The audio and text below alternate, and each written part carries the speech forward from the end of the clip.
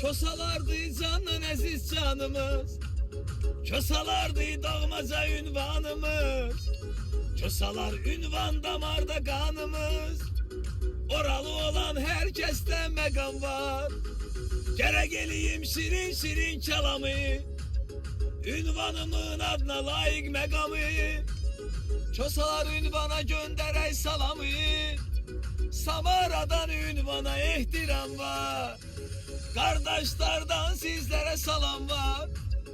Salam var, salam var, salam var. Rasim'inen elçine ihtiram var.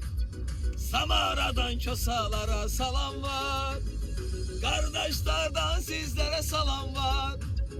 Salam var, salam var, salam var.